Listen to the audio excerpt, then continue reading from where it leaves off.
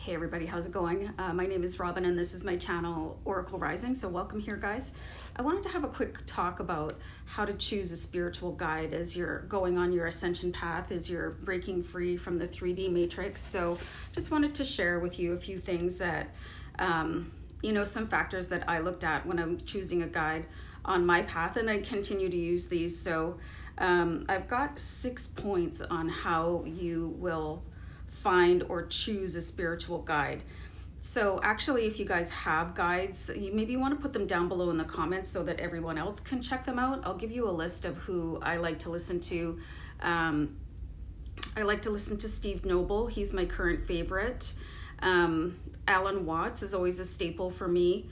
Victor Otto on YouTube. I think he's fantastic. Sometimes I listen to Paramahansa Nityananda. I went through quite a spree of listening to his stuff when I was going through a certain evolution of my ascension. And it just depends on where I am, and I've released some of my guides as I've gone through, and some of you might consider me a guide. I've gotten some really nice emails from you guys, so I really appreciate that. So anyway, I know I say so a lot. So the number one thing is to feel a natural connection to the guide.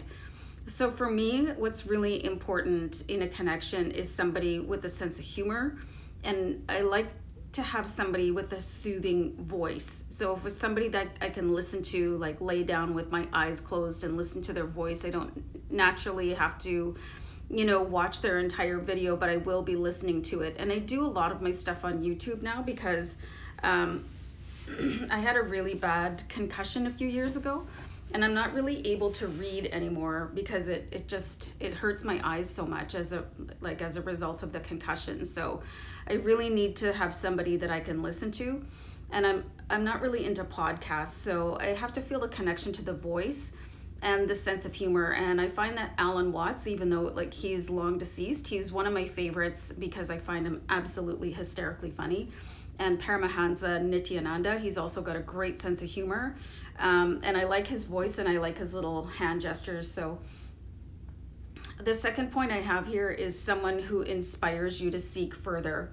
So a spiritual guide, and in some cases for you could be a guru, they should make you ask questions, to spark something in your mind during their conversation or their talk where you want to find out more, oh, hey, that was really interesting, but let me see what I can find, and go on a web browser and find things out, or read a recommended book or something like that.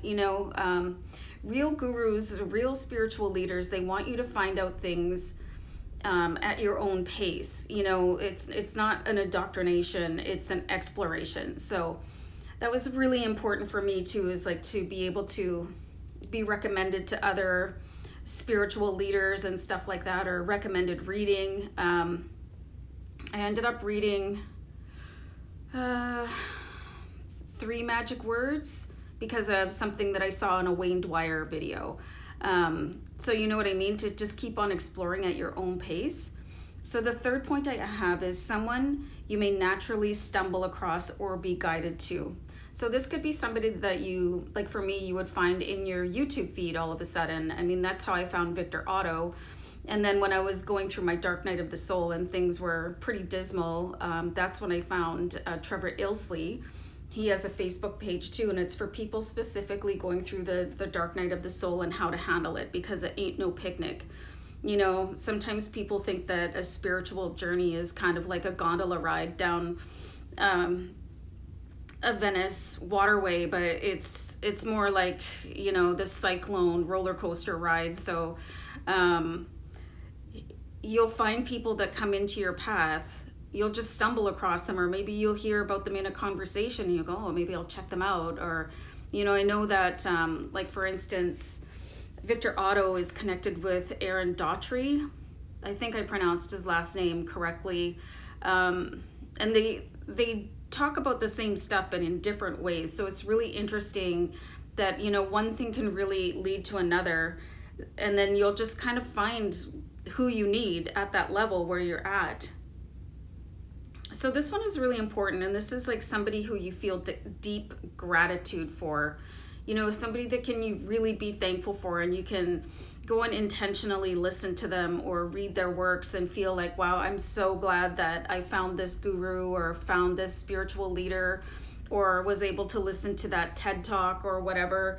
You know, feeling very thankful for somebody's presence in your life. And again, I've gotten a couple of emails from you guys, and I really, really appreciate it. And, you know, thank you for being here on my channel and sending like great emails to my attention. My email address is in the description box there, guys, if you're interested in sending me an email anytime. So the fifth point I have is someone who shows you the next step on your journey. So there's a really great saying that's when the student is ready, the teacher appears. And when the student is more ready, the teacher leaves. So, you know, you might stick with the same person for your entire journey, but you could keep on feeding through other spiritual guides because, you know, as your mind expands, your ability to learn more will expand also. And this could be like seeing things from so many different perspectives and just understanding that, you know, there's so many people that can shine different lights on where it is that you want to go. And